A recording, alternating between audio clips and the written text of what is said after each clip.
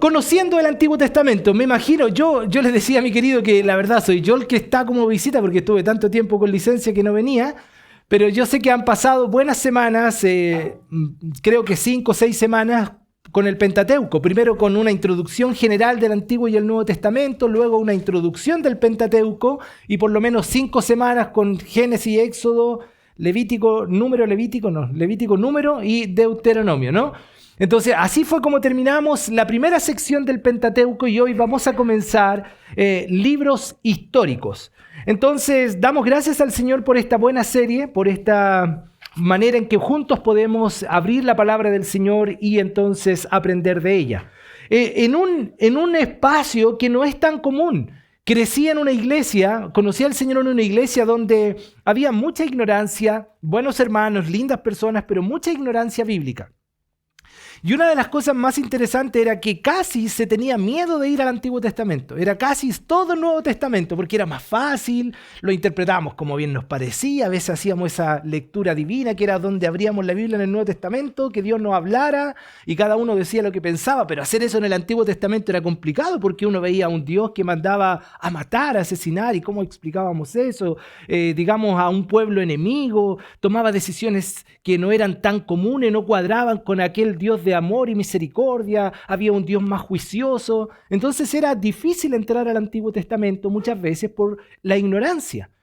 Y la verdad es que toda la Escritura es inspirada por Dios y eso era algo que nosotros sabíamos y entendíamos, pero siempre nuestra tendencia era la Escritura del Nuevo Testamento. El Antiguo no tanto, era más difícil, era un mundo muy oscuro a veces, no tan fácil de interpretar. Pero como dice el texto que estaba citando allá en 2 Timoteo 3, 16 y 17, dice: toda la Escritura es inspirada por Dios y útil para enseñar, para redarguir, para corregir, para instruir en justicia, a fin de que el hombre de Dios sea perfecto, maduro, enteramente preparado para toda buena obra. Y necesitamos considerar que cuando Pablo es inspirado por el Espíritu Santo para escribir esta epístola a Timoteo, su segunda epístola, no estaba toda la Escritura, ¿o no? Estaba en el desarrollo de escribirse el Nuevo Testamento, no estaba el canon. Lo que ellos conocían como Escritura, ¿a qué se refería? Al Antiguo Testamento, particularmente a la Septuaginta, que era lo que ellos tenían, que era la traducción del Antiguo Testamento en su idioma original al griego. Y para ellos eso era la Escritura. Pero Pablo, guiado por el Espíritu Santo, estaba diciendo toda la Escritura porque entendiendo Dios que esta revelación especial estaba en curso, se estaba refiriendo no solo al Antiguo, sino a lo que también nosotros tenemos hoy como el Nuevo Testamento. Y hoy nosotros, pasado ya 2000 años aproximadamente desde que se cerró el canon, un poco menos de 2000 años o más o menos 2000 años, nosotros podemos decir con certeza que toda la Escritura, desde Génesis a Apocalipsis, es inspirada por Dios, toda. Y toda la Escritura, hablando de todos estos libros que estamos aprendiendo y que seguiremos en el Antiguo Testamento, fueron inspirados por Dios, porque no se olvide que el autor de toda la Biblia es Dios, los escritores humanos fueron otros, pero el autor es Dios y toda la palabra de Dios, absolutamente toda, es inspirada por Él. Y es útil para todo. Por tanto, el Antiguo Testamento, ya vimos Pentateuco. ¿Cuánto aprendieron del Pentateuco? ¿Cuántas lecciones pudimos aprender? Berenice decía, muchas o no. Ahora vienen libros históricos, ¿podemos aprender de ellos? Claro, y Dios va a usar su palabra para instruirnos, enseñarnos, advertirnos de muchos posibles pecados que podemos cometer. Pero no se olvide, la unidad de la Biblia es completa. Antiguo y Nuevo Testamento, 39 y 27 libros. Hay un solo autor, Dios. Escritores, más de 40 hombres, en un periodo aproximado de 1600 años, se escribió los 66 libros de la Biblia, pero es un autor. Y hay un tema. ¿Cuál es el tema? Bueno, podrían haber muchos, pero ¿cuál creen ustedes? O ya no sé si lo han mencionado antes. ¿Cuál es el tema? ¿Sí, Álvaro? Ok, la redención, la salvación de Génesis capítulo 3, habiendo ocurrido la caída, ya entonces estaba la promesa de que la serpiente sería herida y que vendría, cierto, aquel que liberaría al hombre del pecado. Entonces, un autor, un mensaje, una unidad, y eso es lo que hace milagrosamente especial la Biblia. 1600 años, más de 40 personas diferentes escribieron un solo mensaje. Una sola idea. y es a Cristo viniendo a salvar a los pecadores.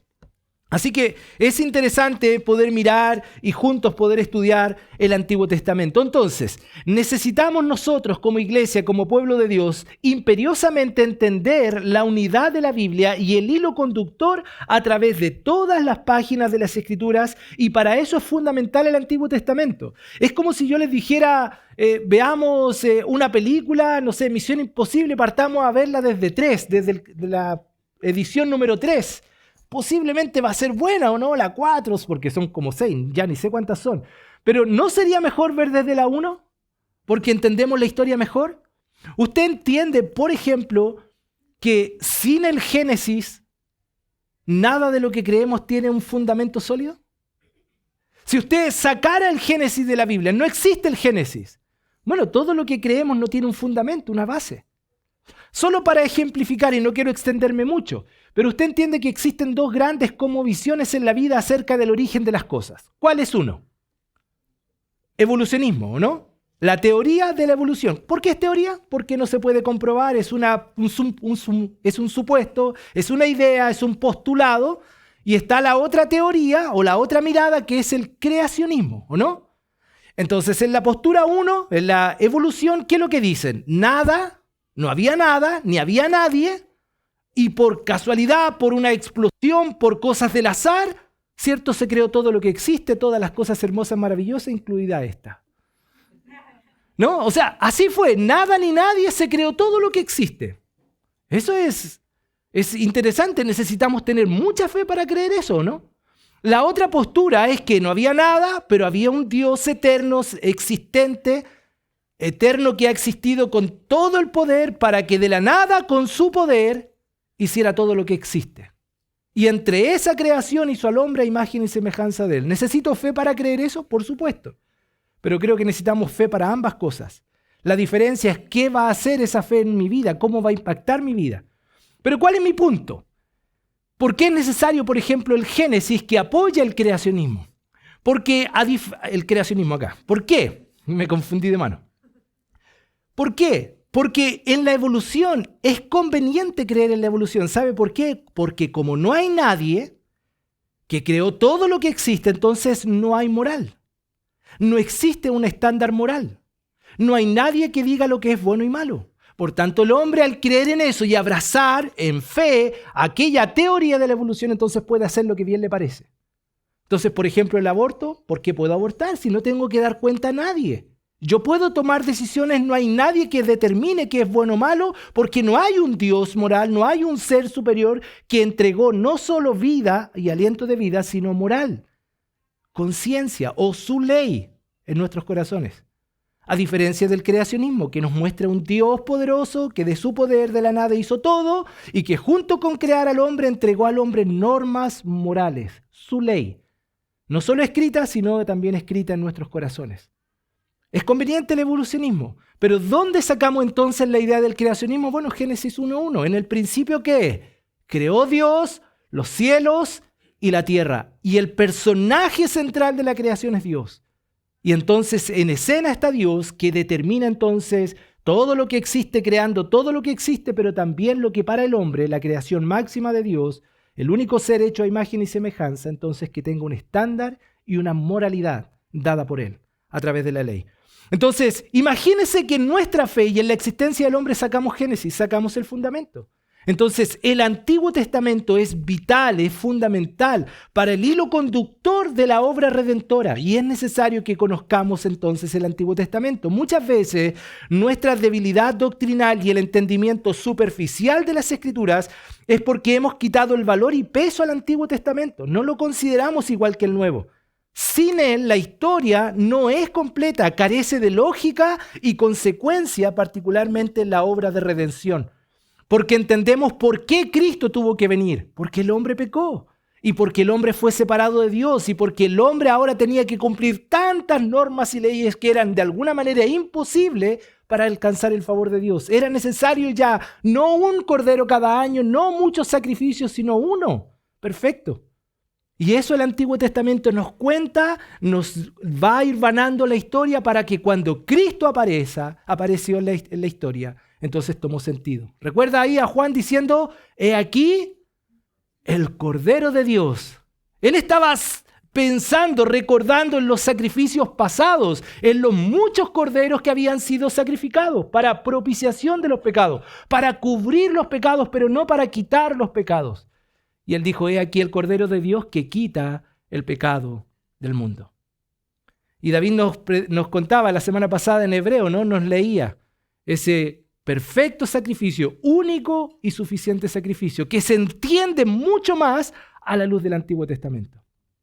Entonces, es muy necesario, es realmente importante conocer el Antiguo Testamento. Entonces, ¿qué hemos aprendido hasta ahora? Bueno, ustedes ya vieron la primera parte, tienen el material, un paréntesis. Hay un material de la segunda parte que vamos a ver ahora, pero está en proceso. Meli intervino el proceso, ¿ya? La llegada de Meli, pero supuestamente este miércoles lo íbamos a tener y vamos a partir, si Dios lo quiere, la próxima semana tener el material completo. Pero en el primer material que todos ustedes tienen, y si a alguien le falta, por favor avísenos para entregarle una copia. ¿Hay copias todavía o se pueden imprimir? Ya, si alguien lo necesita. Bueno, ya vieron introducción general de las Escrituras, ya vieron conociendo el Antiguo Testamento y miraron el Pentateuco, Génesis, Éxodo, Levítico, Número y Deuteronomio. ¿Le cuesta decir Deuteronomio? Uno dice Deuteronomio, y es Deuteronomio, ¿ya? A mí me cuesta. Ya. Segunda parte, que es lo que vamos a comenzar a ver hoy, conociendo los libros históricos. Eso es lo que vamos a ver ahora, conociendo los libros históricos. Luego vamos a mirar los 12 libros de esta sección de los libros históricos. Josué, Jueces, Ruth, Primera y Segunda de Samuel, Primera y Segunda de Reyes, Primera y Segunda de Crónicas, Esdras, Nehemías y Esther. Entonces vamos a tener largas semanas donde vamos a estar mirando, ¿cierto?, esta segunda parte de Conociendo el Antiguo Testamento. Entonces, un recordatorio y repaso general necesario antes de que oremos y entremos ya de lleno a lo de hoy. Recuerda entonces que la Biblia tiene 2 testamentos. El Antiguo Testamento, ¿cuántos libros? Están sumando algunos, debieran saberlo, ¿ya? ¿Cuántos? 39 libros, el Antiguo Testamento, que están aquí, ¿cierto?, en la siguiente agrupación: Pentateuco 5, históricos 12, poéticos 5, profetas mayores 5, profetas menores 12. ¿Ya? En el discipulado con Helen Eduardo no hemos llegado todavía a memorizarnos todos los libros de la Biblia, ¿no? Por ahí vamos, ya, en algún momento vamos a llegar allá. Luego conocemos, ¿cierto?, un periodo intertestamentario, ¿cierto?, que donde no hay nueva revelación, no tenemos... por lo menos en este periodo de aproximadamente 400 años, algún escrito que haya sido reconocido como inspirado, para luego entonces pasar, y recuerda que aquí vamos a llegar hasta el retorno, ¿cierto?, con Nehemías en aquel entonces. Luego hay un periodo, ¿cierto?, intertestamentario, para luego comenzar el Nuevo Testamento, que comienza con la persona de Cristo. ¿Y ahí cuántos libros son en el Nuevo Testamento? 27 en total. 66, los matemáticos andan bien. 4 evangelios, ¿cierto? Un libro histórico que es el libro de Hechos, 21 epístolas y un libro de profecía. Entonces esta es la división general de las Escrituras. Y recuerda entonces que el Antiguo Testamento comienza ya en Génesis capítulo 1, versículo 1, ¿cierto?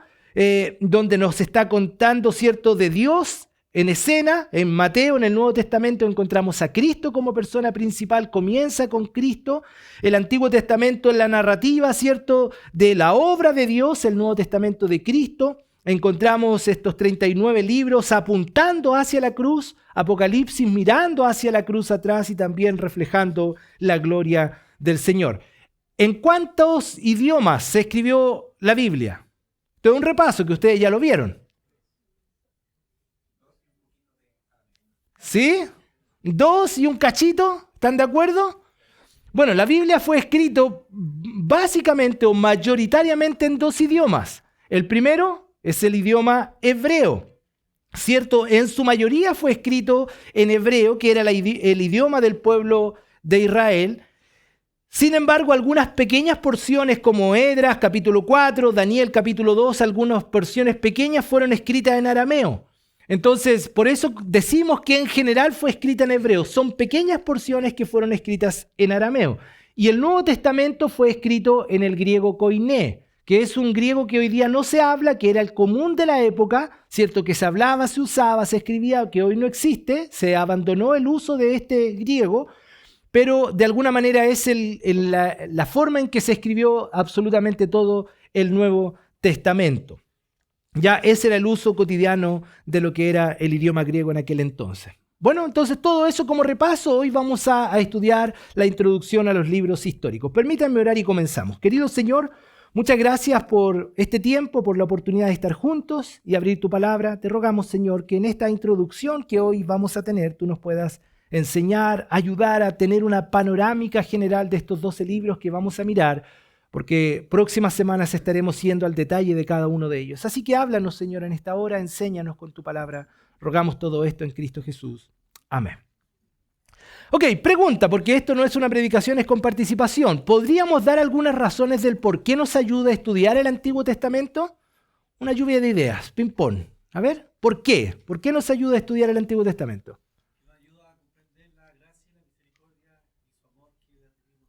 ¿Ok? Perfecto. ¿Podemos conocer la gracia y la misericordia que Dios ha tenido con nosotros con el Nuevo Testamento? Sí. Pero nos ayuda a comprender, a alcanzar una mirada más amplia, más completa, integral de estos atributos del Señor, ¿no? Muy bien, buena respuesta. Otra razón, otro beneficio. ¿Ok? Nos muestra entonces un poquito el carácter de Dios, de ese Dios que tenía un pueblo y escoge un pueblo especial y particular, ¿cierto? ¿Y cómo fue esa relación? ¿Fue siempre buena? ¿Fue siempre mala? Pero ¿no se enseña esa relación a lo que es este tiempo con la iglesia? ¿Podemos aprender? Sí, nos muestra, nos enseña. Dos buenas respuestas, por lo menos 2 o 3 más. Ok, bueno, leíamos Romanos 15:4, las cosas que antes fueron escritas para nuestro beneficio fueran escritas. Es decir, él está citando lo que antes fue escrito para el bien nuestro, porque nos ayuda a comprender mejor el Nuevo Testamento a la luz del Antiguo. Carlito. Ok, es como lo que Juan el Bautista hizo, ¿no? Preparó el camino. Él como que allanó el camino para que viniese el Maestro, para que viniese el Mesías, el que había sido prometido. Entonces es una preparación del camino. Bueno, una más. Wow, hay un libro que habla del tema, ¿o no? Y parece que nos muestra que la santidad no es algo, es una parte de Dios. No, Él es santo. Y no convive con el pecado, no permite pecado en su presencia. Entonces, ¿se imagina que Pedro hubiese dicho, sean santos porque yo soy santo? Que él, recuerda que lo que dice, está citando las escrituras del Antiguo Testamento levítico, y a la luz de eso, el judío que escuchaba eso entendía qué significaba, cuál era el llamado y la profundidad del llamado a la santidad. Tan importante el libro. Y hermano Osvaldo, para no dejarlo afuera, una más, antes que tome el cafecito ahí. Dígame, ¿cuál otra? Lo mismo, mire, ¿ves?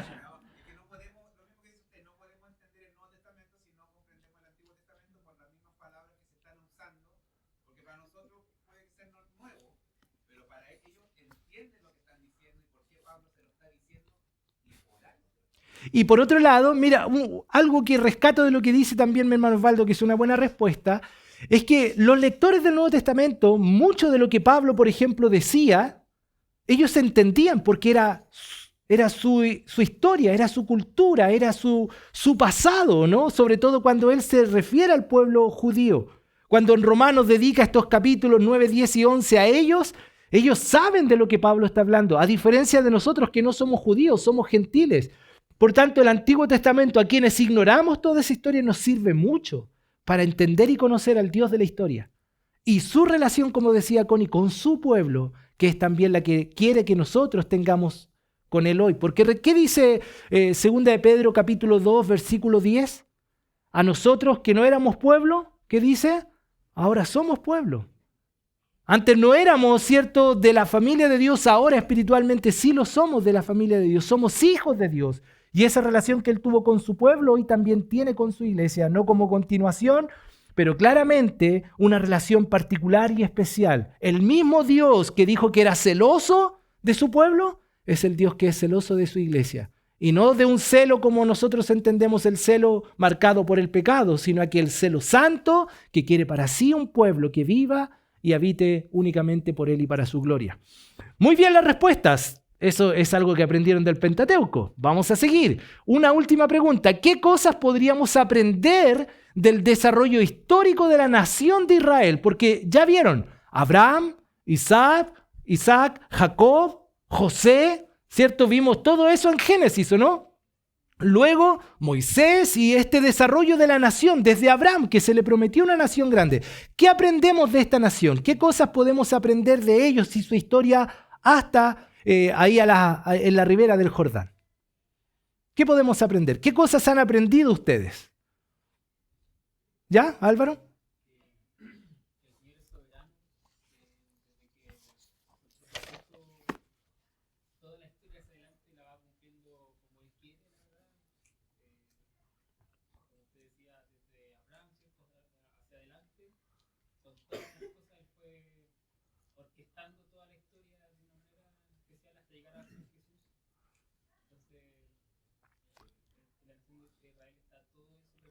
Ok, la soberanía de Dios. ¿Pudo haber elegido a otro en vez de Abraham?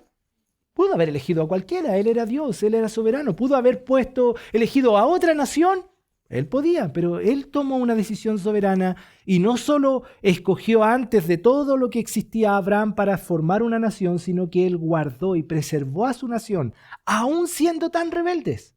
¿Cuántas veces erraron y fueron rebeldes y Dios tuvo misericordia? Dígame, querido Carlito, y después César. ¿Qué otra cosa?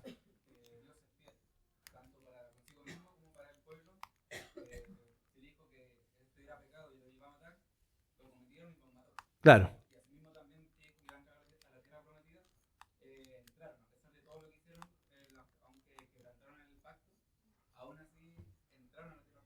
Entonces, soberanía de Dios, fidelidad de Dios, veracidad de Dios. No, están conectados. Aquí esto es como un enjambre, ¿no? Ya, ok, todos conectados. Dígame, ¿iba a ampliar más la idea?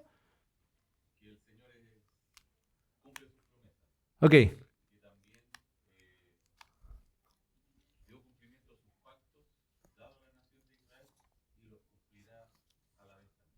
A pesar de Israel, ¿o no? A pesar de Israel. Porque de alguna manera, yo no sé usted, si yo fuese Dios, hubiese sido Dios con Israel, le hubiese dado más chachá. Y hasta en algún momento hubiese dicho, ¿saben qué? Chao. Chao con ustedes. Porque qué paciencia tuvo Dios con ellos, ¿no? Pero a veces digo, no es solo por ellos, sino tenía que ver con que Dios es inmutable y Él no cambia, Él no miente. Él es perfecto en cada uno de sus atributos. Porque de manera general podríamos decir que podemos aprender mucho de los atributos de Dios. Hay un aprendizaje tan grande, doctrinal en el Antiguo Testamento. Pero de Israel podemos aprender mucho porque tiene mucho que ver con nosotros. Porque somos a veces tan críticos de los israelitas, ¿no? Tan duros de cabeza esos israelitas. Mira, vieron abrir el mar. ¡Qué poder! Vieron ahí a los faraón y a los carros hundirse. Fueron librados. Pero al poco ya estaban quejándose, ¿o no? ¿Y qué tan diferentes son ellos de nosotros? ¿Qué tan diferentes? Entonces hay mucho que podemos aprender. ¿Uno más? ¿Nadie más? Ya, Carlita, por favor. Sí, creo que como siguiendo la línea de los atributos de Dios, cómo es que tenemos un Dios que es cercano, que no es un Dios que creó y abandonó, sino que desea relacionarse con la humanidad, obviamente con el propósito de ser glorificado, ¿cierto? De ser fiel y todo, pero vemos, ¿cierto? Cómo es que Él tiene un nombre, Jehová, es el Dios del pueblo de Israel, y cómo Él estuvo y acompañó a cada uno de los patriarcas, cómo se comunicó con ellos constantemente. Fue un Dios cercano, no Sí. fue un Dios que estuvo desde lejos obrando, sino que estuvo cerca, íntimamente con cada uno de sus hombres, relacionándose con ellos. Y en el Pentateuco, ¿cómo lo vemos a Dios cerca del pueblo? La nube, pero el tabernáculo, ¿no? El Shekinah, su presencia en medio. ¿Dónde estaba a la orilla del pueblo? ¿Él estaba alejado del pueblo? Al medio del pueblo. Porque Dios es espíritu, ¿cierto? Sabemos, pero era de alguna manera decir, no están solos, no viajen solos, yo voy con ustedes y yo estaré con ustedes, siempre estaré con ustedes. Su presencia. Ahora, ¿cuál es la diferencia de aquel tabernáculo con este tiempo? Él está en nosotros. Él mora en nosotros. Somos nosotros ahora ese lugar donde Él habita. ¿Iba a decir algo?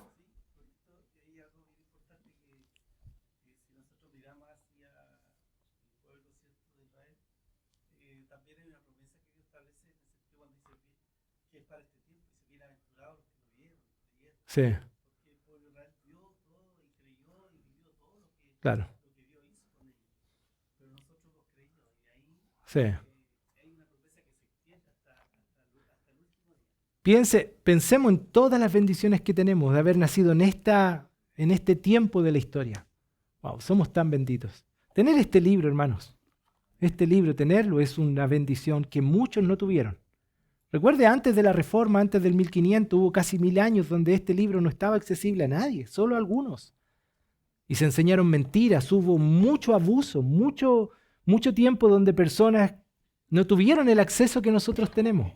Y a veces, tristemente, eso nos hace no valorar lo que tenemos, ¿no? Ahí tenemos varias versiones en la casa y la pregunta es cuál de esas leemos, si es que leemos una. Porque cuando ya la tenemos parece que no tiene tanto valor, pero somos tan benditos de tener tantas bendiciones hoy. Ya. Bosquejo, que vamos a ver hoy día 3 cosas, no se alarme porque yo tengo la meta de no terminar tan tarde, pero vamos a ver esto porque esta es una introducción solamente a los libros históricos. Conociendo los libros históricos, repaso de la travesía desde Egipto hasta la ribera del Jordán, que esto es ustedes ya lo vieron, ustedes ya manejan esto y finalmente vamos a tener un panorama general de los libros históricos porque aunque los libros históricos son 12, no están ordenados de tal manera que la historia se desarrolla uno tras otro.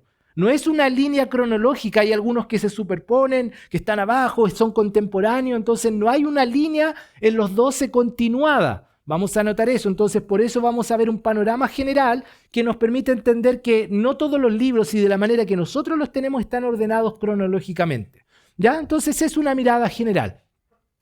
Entonces, 12 libros históricos. Podemos tratar de decirlos juntos o no, pero así, mire, así, hacia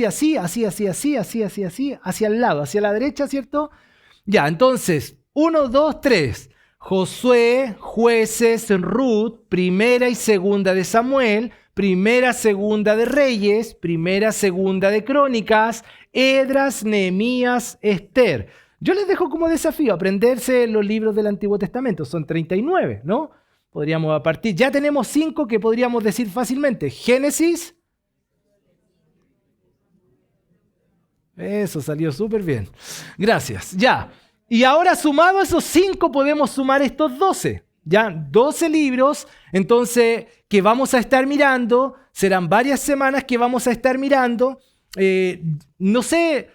¿Alguna pregunta se me ocurre ahora? ¿Hay algún libro del Antiguo Testamento que a usted le guste? Uno, solo uno, sobre otros. Pueden haber varios, pero que más le guste. ¿Cuál es?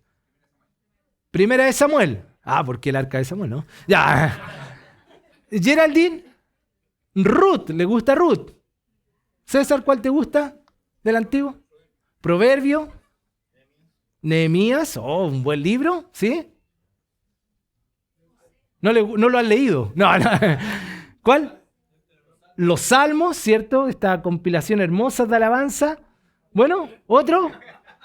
Me encanta Josué, personalmente, que está dentro de estos libros. Y me encanta Josué. A mí, personalmente, Josué es un gran siervo. No gran líder, gran siervo. Me encanta él. Y me encanta la historia. Porque se había muerto Moisés, ¿o no? ¡Oh! Y ahí estaba el Chapulín Colorado. Oh, ¿y ahora quién podrá guiarnos? Esa es la pregunta, ¿o no? Pero ahí estaba Josué. Una linda historia. Y esa es la transición desde el Pentateuco hacia esta sección que vamos a ver. Entonces, hay buenos libros que podemos mirar acá y vamos a pasar varias semanas. Entonces, no se pierda semana tras semana. La otra semana ya toca Josué. No, creo que le toca a Daniel Josué. ¿A ti te toca? Sí. A mí parece que me toca Primera y Segunda de Samuel. Y así nos vamos a ir rotando con los diferentes libros. Entonces, 12 libros. Ya estamos ahí.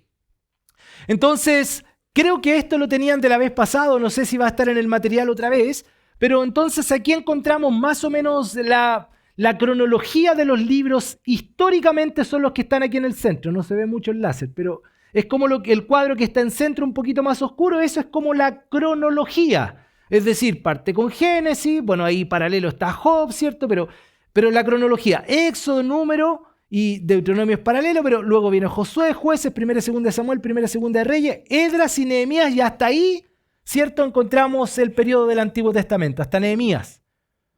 Entonces, los otros libros de esta sección, como es Primera de Crónicas, Segunda de Crónicas, Esther, ¿cierto?, Ruth, que son parte de estos libros históricos, no se pueden colocar en medio de la cronología, están sucediendo de manera paralela. Por ejemplo, en el periodo de los jueces está el libro favorito de Geraldine, Ruth. En ese periodo está. Entonces, cuando leemos el libro de Ruth, sabemos que dentro de la historia está allá en el periodo de los jueces. Entonces, pero el centro es como la cronología, sabiendo que hubo estos 70 años de silencio y que en esta misma cronología están todos los libros del Antiguo Testamento. Cuando hablamos de profetas mayores y menores, ellos profetizaron en estos tiempos acá arriba, los profetas del norte, los profetas a las tribus del norte, a las tribus del sur, ¿cierto? En el tiempo del cautiverio profetizaron algunos. Entonces, aquí encontramos todos los libros del Antiguo Testamento y los personajes posiblemente más importantes en el tiempo, por ejemplo, de la monarquía, porque recuerde que teníamos la teocracia, Dios era el Dios de Israel, pero ellos quisieron un rey, igual que las otras naciones. Y pasamos de la teocracia a la monarquía, ¿y cuál fue el primer rey? Saúl. Luego David, luego Salomón, luego sus hijos y la debacle con la división de las 12 tribus, de las 10 de Israel y las 2 de Judá. Entonces, este panorama nos muestra un poquito la cronología, dónde están situados cada uno de los libros y nos permite. Simplemente esto no es algo posiblemente que vamos a manejar tan bien y recordar, pero de vez en cuando una imagen como esta nos permite al leer un libro del Antiguo Testamento o un libro histórico saber más o menos dónde estamos en el tiempo. Hay otro cuadro que vamos a ver que salen con los años que nos va a ayudar un poquito mejor, pero esta es la idea.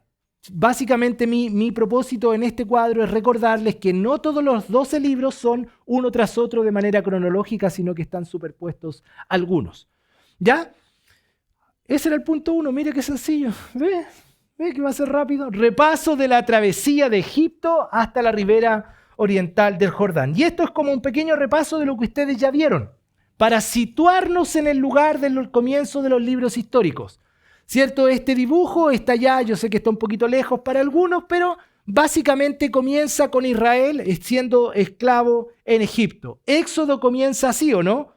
Recuerda que José llega a su padre, entran a Egipto 70 personas y luego Éxodo capítulo 1, verso 5 dice que se multiplicaron en gran manera. Tanto se multiplicaron que Faraón dijo, oh, aquí estamos en problema, ¿qué vamos a hacer? ¿Cierto? Y ahí manda a matar a los niños, ¿recuerda la historia? Entonces, el primer paso, ellos están aquí, están en Egipto como esclavos. Y eso lo encontramos desde Éxodo capítulo 1, ¿cierto? Como bien dice allá. Ay, excelente. Éxodo capítulo 1, ¿cierto? Hasta el capítulo 12 encontramos este tiempo allá como esclavos. Luego, número 2, Israel en ruta hacia el monte Sinaí. Ellos salen, ¿qué evento poderoso sucedió allá? Bueno, hubo varios eventos antes de salir, las 10 plagas, pero ¿cuál fue el gran evento? El mar se abrió, ¿no? Cruzan el mar y entonces entran, ¿cierto? Ya al desierto y en un sentido ruta a la tierra prometida, por acá, pero ellos llegan, ¿cierto? A la ruta hacia el monte Sinaí. ¿Cuál es un evento importante en el monte Sinaí? ¿Cómo? Las tablas de la ley, ¿cierto? Entonces, ellos llegan a este lugar y Dios iba a establecer entonces ahora esto con ellos. Luego, ellos transitan, ¿cierto?, al establecimiento acá desde Éxodo 19 a Números. Ellos llegan y se establecen en el monte Sinaí y pasan allá un buen tiempo. Después de salir de Refidín, el pueblo de Israel llegó al desierto de Sinaí, eso lo dice allá en Éxodo 19, y dice allá en 19 versículos 1 y 2, en el mes tercero de la salida de los hijos de Israel de la tierra de Egipto, en el mismo día llegaron al desierto de Sinaí, habían salido a Refidim, y llegaron al desierto de Sinaí y acamparon en el desierto, y acampó allí Israel delante del monte. Entonces, en este lugar donde se hará el pacto con el Señor allá en Éxodo capítulo 24, y donde aquí es donde reciben finalmente la ley, las instrucciones del tabernáculo de reunión y donde también sería finalmente erigido. Entonces, es un momento importante para el pueblo. Pero luego entonces ellos siguen la travesía, Israel hacia Cades Barnea, que lo encontramos en Números, esto ya es algo que ustedes vieron. Luego, ¿cierto? Israel ya está en Cades Barnea, allá. Y eso aparece en Números capítulos 13 y 14. El pueblo de Israel estaba ya ubicado en este lugar, en el desierto de Param, y desde aquí envían a los 12 espías. ¿Recuerdan? Vayan a ver la tierra, muévanse y reconozcan lo que Dios prometió. Y conocen la historia, los 12 fueron, volvieron, y 10 dijeron, espectacular la tierra, pero no vamos. Hay gigantes, sería un suicidio. Pero habían 2 allá, ¿recuerda quiénes eran? Josué y Caleb, que dijeron, si Dios ha prometido, la tierra es preciosa, vamos. En otras palabras, si Dios nos ha prometido y Él va con nosotros, no hay gigantes que nos puedan derrotar. Entonces, eso es importante acá porque de alguna manera eso va a determinar también la actitud del pueblo. Imagínense que nosotros mandamos a César y a Joel a mirar cómo está la plaza hoy día, porque escuchamos que allá había un delincuente y todo. Y ellos van y nos vienen con un informe así temerario. No, hay muchos delincuentes, pistolas, cuchillas y todo. Posiblemente al escuchar eso, nuestro ánimo de irnos de acá se quitaría y preferiríamos quedarnos aquí, ¿o no?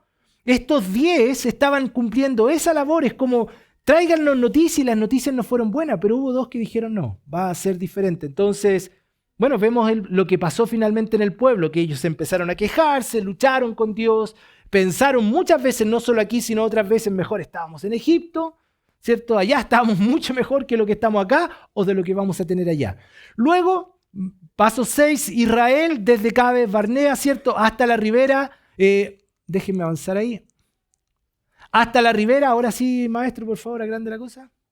Ahí está. Hasta la ribera oriental del Jordán. Y ahí estamos en Números capítulo 15 al 36, para finalmente ya llegar, ¿cierto?, donde terminamos el libro de Deuteronomio, allá en Israel, o sea, Israel a la orilla del río Jordán, a puertas de cruzar ya la tierra prometida. Ahora no está Moisés, ya Moisés había muerto. Recuerdan que leímos al final de Deuteronomio que él ya no iba a ingresar y toda esa generación tampoco, era una nueva generación la que entraría, que había nacido en el desierto, y ellos podrían ver entonces el poder de Dios. Y luego de eso entonces ya encontramos en el contexto, vamos a encontrar que ahora Israel está a puertas de entrar a la tierra, y con Josué, el primer libro de los históricos, nos narra cómo es que ellos llegan a ese lugar y cómo entonces comienzan a tomar posesión de aquella tierra. Y en el primer libro vemos batallas, muchas batallas. Josué había ya llevado algunas en el pasado, en su cuerpo, pero ahora eran nuevas batallas. Y entre esas batallas gloriosas de Josué está Jericó, ¿recuerda? Muros grandes, un pueblo fortificado, casi impenetrable. ¿Quién podía ganar a Jericó? Nadie se metía con Jericó, pero Josué y los israelitas lo vencieron, porque lo hicieron a la manera de Dios, con fe, obedientemente a Dios, y entonces empezamos a ver el tiempo de la conquista de la tierra prometida. Entonces, esto es la travesía. Desde Egipto caminaron 40 años, lo que pudo haber sido un trayecto muy corto, por su rebeldía, su pecado. Se demoraron 40 años en llegar a esta ribera para entonces entrar a puertas a lo que es finalmente la posesión de la tierra prometida. Hay tantas lecciones, yo no quiero detenerme más allá, pero yo me imagino que ustedes se detuvieron en pensar en tantas lecciones allá en el desierto. El maná, la columna, las codornices, el agua, la importancia de aprender a no quejarse, porque era muy quejadumbroso, no sé si es la palabra correcta. Quejumbroso, ya, esa es la palabra. Quejumbroso. Tantas buenas cosas que Dios les dio, pero a pesar de eso nunca estuvieron conformes. Recuerda, no se envejecía su ropa. O sea, tantas cosas. ¿No? Tenían problemas de frío, columnas de fuego. Tenían problemas de sol, nubes. Maná. Y hasta para sobrar. Pero la verdad es que hay muchas lecciones en esta travesía. Casi uno podría hacer una serie amplia, pasar mucho tiempo estudiando esto, solo con un libro, solo con Génesis. Si lo hiciéramos de manera expositiva podríamos pasar mucho tiempo. De hecho, creo que el último libro que el doctor Evis Carballosa escribió fue Génesis, ¿o no? El comentario de Génesis. Dice que pasó más de 15 años para terminar este libro de Génesis. Porque dice que en la medida que más se metía en el libro de Génesis, dijo, más se cautivaba, más sentía peso de poder entrar a lo más profundo de lo que fue este tiempo de Dios y el pueblo de Israel.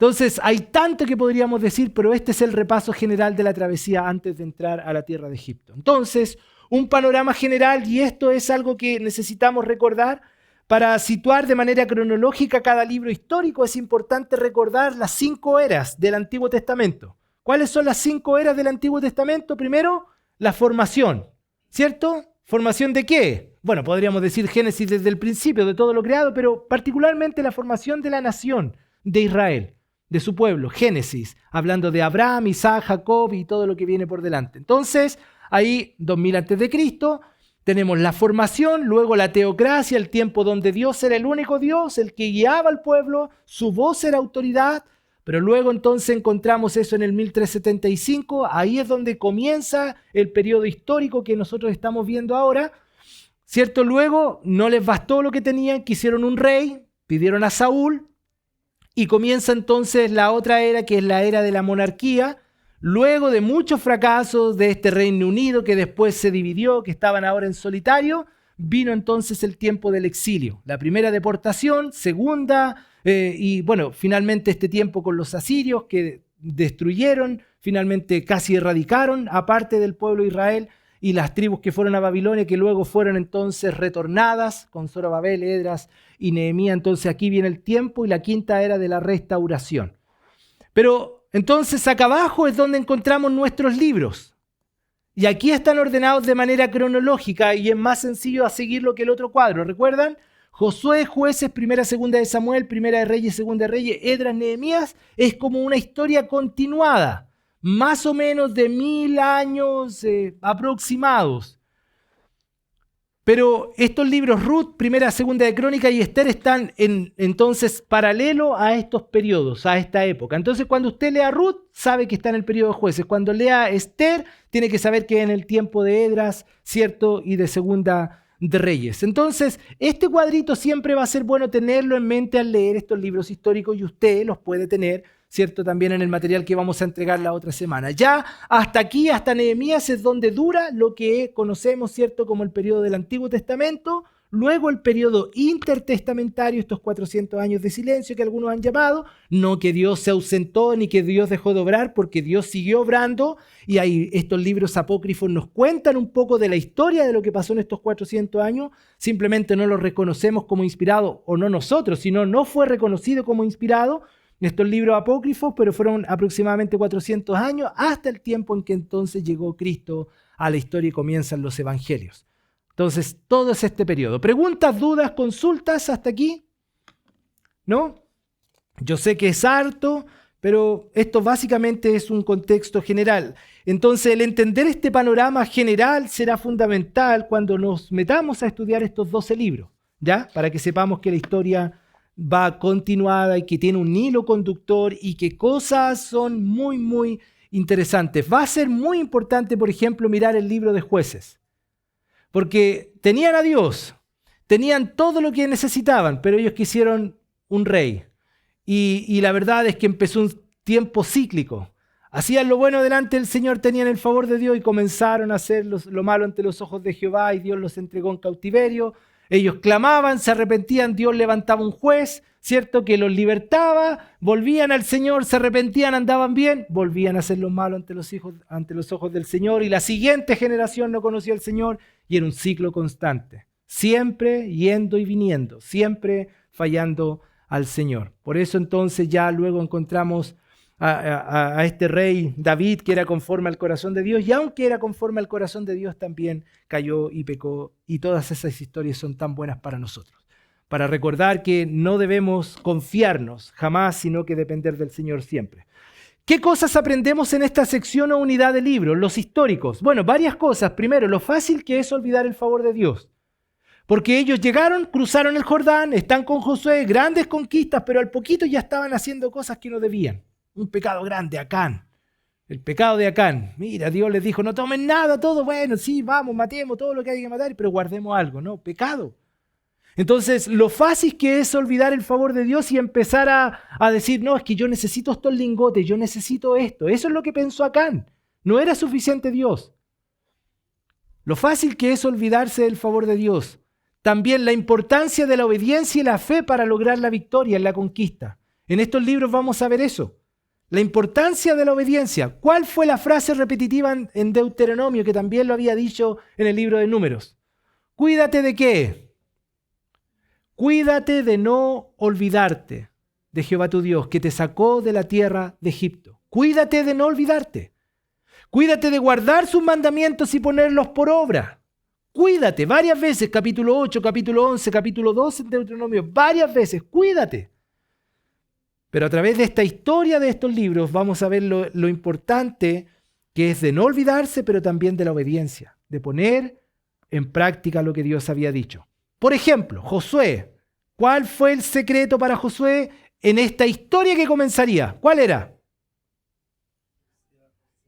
Nunca se apartará de tu boca este libro de la ley, sino que de día y de noche meditarás en él para que guardes y hagas conforme a todo lo que en él está escrito, porque entonces harás prosperar tu camino y todo te saldrá bien. Entonces, mire qué importante, comenzando la travesía, comenzando este periodo de la historia, el primer gran secreto. ¿Basado en qué? Puede ser, vas a lograr la victoria si haces eso y a más de eso, yo voy a estar contigo. No te voy a dejar. Como estuve con Moisés, voy a estar contigo. No te dejaré, no te desampararé. Vaya adelante. Josué lo hizo mayoritariamente en su liderazgo y el pueblo siguiéndole logró muchas victorias, aunque en medio también fracasos que van a poder ustedes ver y estudiar la próxima semana. También podemos aprender lo variable o cíclica que puede ser la fe y el compromiso a Dios si no está bien cimentada. Porque en Jueces y más adelante usted va a ver, oh Señor, yo te amo, eres mi vida, yo podría dar mi vida por ti. Y al otro día estaba levantando ídolos y adorando a dioses. Dios, una de las cosas que más le dijo, cuando lleguen a la tierra y la poseen, no tomen mujeres ajenas, no se casen con otras mujeres. Porque dividirá su corazón, porque diluirá sus convicciones, etcétera, etcétera. ¿Qué hicieron? Lo que Dios dijo que no hicieran.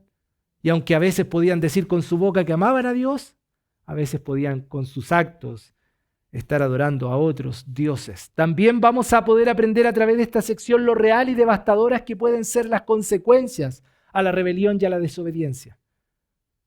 Y hermano, estas cosas que están allá, que vamos a mirar y podemos aprender, son cosas para hoy. Porque hermano, no se olvide, el pecado siempre trae consecuencias. ¿Usted ha pensado en que las consecuencias pueden ser devastadoras para usted, pero también para sus seres queridos? Permítanme otra vez mencionar a Acán. ¿Mataron solo a Acán?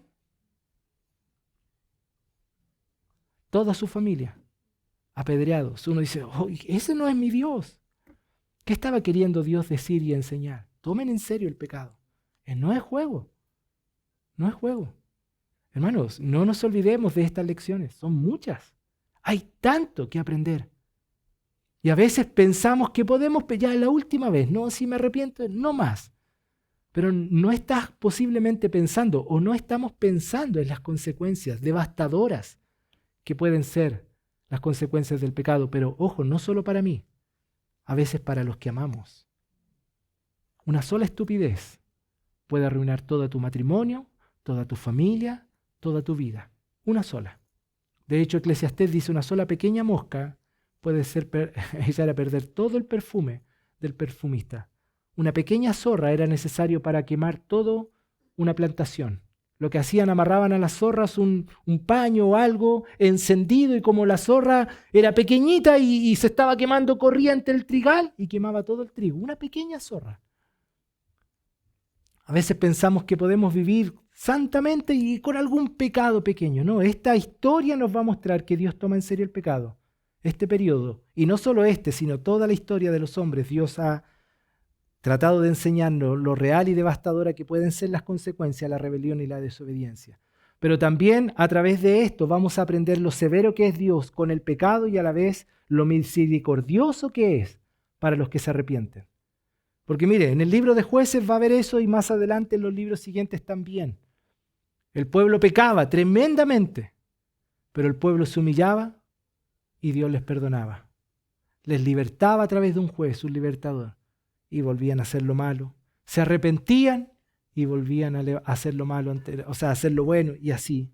Entonces uno ve lo severo de Dios porque a veces muchos de israelitas murieron por su pecado, ellos y su familia. Fue severo el castigo a través de pueblos paganos que tuvieron que vivir. Pero cuando se arrepentían uno veía la misericordia de Dios. Entonces, hermanos, durante esta serie de los libros históricos vamos a aprender muchas cosas, que no solo fueron historias, sino que dejó Dios esta historia para que nosotros recordemos quién y cómo es Dios y cómo debe ser nuestra relación con Él, pero también nuestra relación distante del pecado. Porque de lo contrario tendremos que vivir las consecuencias. Entonces, para concluir, el estudio del Antiguo Testamento nos ayuda a una comprensión más amplia y exacta del desarrollo de la gracia y la bondad de Dios con cada hombre. Como decía mi hermano, nos permite tener ahora una mirada más amplia de lo que es la gracia y la misericordia. Porque Dios no solo una, sino muchas veces pudo haber terminado la historia de los hombres. Pudo haberlo hecho. No estaba obligado a seguir soportando y aguantando el pecado de la humanidad. Pero Dios, que es lleno de gracia y misericordia, dio una oportunidad no solo a su pueblo, sino que por su gracia, a los que no éramos pueblos, nos hizo su pueblo también. Y hoy día, por su gracia, somos salvos, por medio de la fe, no por obras, sino por su gracia, para que ninguno de nosotros llegue al cielo diciendo, Dios, yo lo merecía ese lugar. No, no es por obras, es por gracia. Entonces necesitamos recordar que el Antiguo Testamento nos permite mirar más ampliamente la gracia, la misericordia y la obra redentora, esa obra que ya en Génesis 3 comenzó y que empezó a Dios a urdir soberanamente y que construyó el camino paso a paso, que nada fue al azar. La historia de Ruth, Ruth, mira, una mujer que no era digna, pero del linaje del Señor. ¡Wow! ¿Cómo lo hizo Dios? Soberanamente. Soberanamente. Él puede tomar algo que no es para hacerlo grande y hermoso. Y eso es la historia. Nos permite ver la gracia y la bondad de Dios en nuestras vidas. Será increíblemente claro ver y notar la necedad del hombre. Cabeza de piedra. Duros de cerviz. Así usa la frase, ¿no? Que es como terco. La necedad del hombre, aun cuando teniendo toda la evidencia y la demostración de la bondad de Dios, se niega a creer a sus seguras promesas y pactos. Y sabe la razón es porque el hombre, como dice Juan en su Evangelio, capítulo 3, porque el hombre ama más las tinieblas que la luz. Y eso es lo que hace que no crea al Señor y que quiera vivir como bien le parece. Pero a través de esto vamos a notar cuán tercos, cuán necios fueron y cuán duras fueron las consecuencias. Por eso nos advierte, las cosas que antes fueron escritas para nuestro provecho, fueron escritas, dice Romanos 15:4. Y dice al final, no dejemos de mirar el desarrollo de la historia como lecciones que Dios nos dejó para que podamos aprender de ella en nuestra vida hoy. Mucho que aprender. Yo estoy animado. De hecho, como me gusta tanto Josué, voy a esperar que la próxima semana Dani dé una cátedra de Josué. Nos muestre el libro de Josué. Largo libro, no va a poder posiblemente abarcar mucho. Recuerde que usamos la idea, volamos sobre el libro y desde arriba miramos algunos eventos y cosas importantes. Pero me gustó lo que hicieron en las semanas que yo no estuve cuando era David, tenía que enseñar Levítico, nos animaba a leer el libro, ¿no? Durante la semana para no llegar así vacío, sino que, bueno, esta semana leamos Josué. Podría leerlo una vez por día, sumar un par de capítulos y llegar a leerlo completo de aquí a allá. Pero hermano, dispóngase a hacerlo y destaque las cosas que le llame la atención. Porque es un libro apasionante, es un libro de historia. A algunos les gusta leer Harry Potter, a otros les gusta Star Wars. Y leen así unos libros. Porque la historia es fascinante. Bueno, ¿qué historia se compara con esta historia? Esta es la historia más gloriosa. Es la historia de la Biblia. Y estos libros nos contarán la historia de la redención que está desarrollándose para llegar a Cristo. Así que, conociendo el Antiguo Testamento, libros históricos. ¿Animados? ¿Más que hoy día? Ya, anímese porque será un gran tiempo. Vamos a orar. Querido Señor, muchas gracias porque hay tanto que vamos a aprender, Señor. Hay tanto. Y en esta introducción, en esta meta personal, al preparar esta clase, es despertar en mis hermanos, Señor, esa hambre, ese deseo, esa ansia de poder venir cada miércoles para aprender un poco más. de tu palabra, Señor, para valorar el Antiguo Testamento, ese tesoro que tenemos en nuestras Biblias, Señor. Un tesoro incalculable, la historia de tantas vidas, tantas personas, pueblos y naciones. Mayormente el pueblo de Israel, que cuando anduvo a tu lado, pudo disfrutar la bendición, como enseñaba Moisés y recordaba Moisés al pueblo allá en el libro de Deuteronomio. Si ellos guardaban su palabra, si ellos obedecían tus mandamientos, si los ponían por obras, tu bendición estaría con ellos. Y disfrutaron de eso. Pero también, Señor, si ellos olvidaban tu palabra, las desechaban y no la ponían por obra, tu maldición estaría con ellos. Y así lo vieron, así lo experimentaron, y así esperamos nosotros evitar aquel mal ejemplo, para entonces andar como es digno de la vocación con que fuimos llamados hoy, teniendo muchas más oportunidades, mucha más información, más evidencia, muchos más recursos para hacer lo que honra tu nombre, Señor. Ayúdanos a no ser necios, a no ser tercos, a no ser atraídos por el pecado al punto que nuble nuestros ojos para dejar de mirarte a ti, Señor. Usa tu palabra, Señor, en estas semanas que vamos a tener para confrontarnos, Señor. Y si hoy quizás andamos en necedad, si hoy quizás no estamos haciendo lo que tu palabra nos enseña, perdónanos, Señor, y ayúdanos. Ayúdanos a tomar decisiones. Yo no sé, Padre, la realidad de cada hogar acá, no sé la vida de cada varón, cada mujer, cada hermano, cada joven, pero tú, Señor, la conoces. Si hay algo que tú has querido usar en esta tarde con tu palabra para confrontar algún corazón, Señor, que este corazón sea humilde, se humille y decida y determine cambiar, Señor, no andar en necedad, sino con humildad ir a ti, porque así como eres severo con el pecado, también eres misericordioso para quienes se humillan. Así que Dios, gracias por esta noche, gracias por este tiempo, en Cristo Jesús. Amén.